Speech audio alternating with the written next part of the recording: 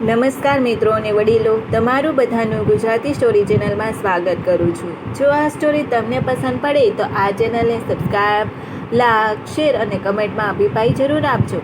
બાજુમાં રહેલ બેલ આઇકનને જરૂર ઓન કરજો, જેથી તમને આવી અવનવી સ્ટોરી સૌથી પહેલાં સાંભળવા મળે. આજની વાર્તા આપણે શરૂ કરીશું. મહેશભાઈનો તેની પત્ની ભારતી સાથે કોઈ વાતને લઈને ઝઘડો થયો. એટલે મહેશભાઈ ગુસ્સામાં બડબડાટ કરતા કરતા તે ઘરમાંથી નીકળી ગયા. એ વખતે તેમના મનમાં એક જ વિચાર હતો, હવે આ ઝઘડાખોર સ્ત્રી સાથે હું ક્યારેય વાત નહીં કરું.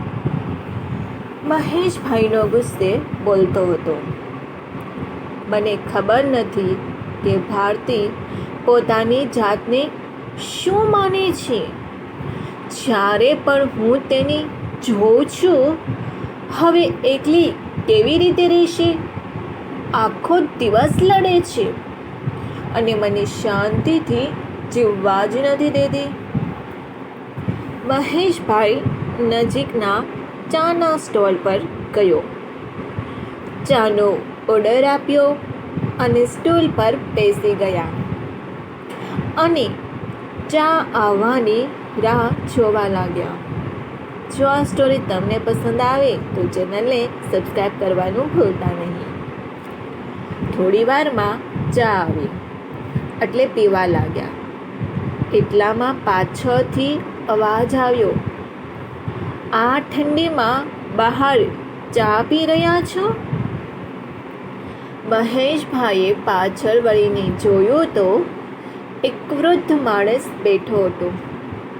માણસ બોલ્યો, બાબા, તમે પણ આ ઉંમરે આ ઠંડીમાં બહાર? વૃદ્ધ માણસ હસ્યા અને બોલ્યા, હું એકલો છું દીકરા, કોઈ પરિવાર નથી, કોઈ જીવન સાથી નથી.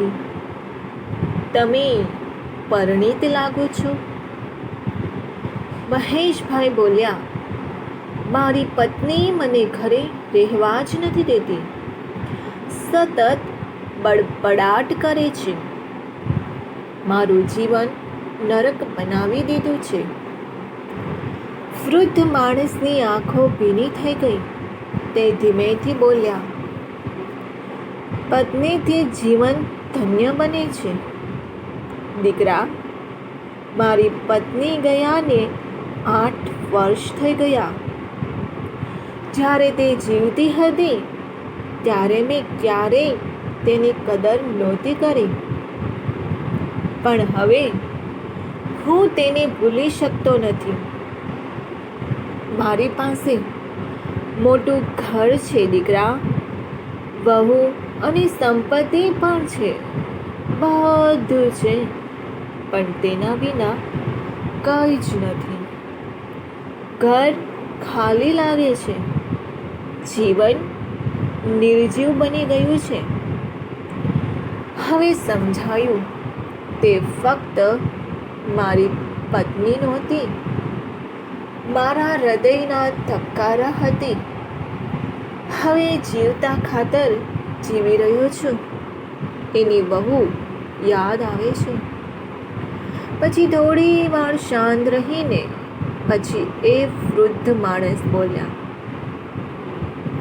તું સમજદાર છે દીકરા, પાછો જા, તારું જીવન ખુશીથી જીવી લે, નહીતર તું પણ મારી જેમ પસ્તાવશે. મહેશભાઈએ ઘરે પરત ફરવાનો નિર્ણય કર્યો. એ જાણે કે મોડું થઈ જતું હોય એમ મહેશભાઈ તરત જ ચાના પૈસા આપ્યા અને પછી એક ક્ષણ પણ બગાડ્યા વિના ઘરે દોડી ગયો. મહેશભાઈએ દૂરથી જોયું, તેમની પત્ની દરવાજા પર ઊભી હતી. તે ચિંતિત હતી. ક્યાં ગયા હતા? આવી ટાઢમાં જેકેટ પણ નથી પહેર્યું. ઠંડી લાગી જશે તો? મહેશભાઈ બોલ્યા. તું પણ સ્વેટર વિના બહાર ઊભી છે. એક ક્ષણે બંનેએ એકબીજાની આંખોમાં પ્રેમ વાંચી લીધો. મિત્રો, જીવનનો સંદેશ આ વાર્તામાંથી આપણને બહુ ઘણો ઉપયોગી છે. આપણે ઘણીવાર છે ને ગુસ્સામાં આપણા જ નજીકના લોકોને દુઃખ પહોંચાડીએ છીએ. એવું નથી કે ફક્ત આપણે આપણી પત્નીને નહીં, માતા, પિતા, ભાઈ, બહેન, મિત્રો અને એવા પણ ખાસ લોકો હોય છે. પણ સત્ય તો એ છે કે જીવન ખૂબ ટૂંકું છે, માટે હંમેશા યાદ રાખો, બધાને માફ કરતા શીખો અને ભૂલ હોય તો માફી માંગતા શીખો. અને હંમેશા ગમે તેવી મુશ્કેલનો સમય હોય પણ હસતા રહો, કારણ કે જીવનમાં પસાર થઈ ગયેલા કોઈ પણ પળ, કોઈ પણ ક્ષણ કે કોઈ પણ સમય ક્યારેય પાછું આવતી નથી. પ્રિય મિત્રો, મને આશા છે કે તમને આ વાર્તા ગમી હશે. અને જો ગમી હોય તો કૃપા કરીને લખો કે તમને કેવી લાગી. તમારો દિવસ શુભ રહે. જય શ્રી કૃષ્ણ. આ સ્ટોરી સાંભળવા માટે તમારા બધાનો ખૂબ ખૂબ આભાર વ્યક્ત કરું છું. ધન્યવાદ.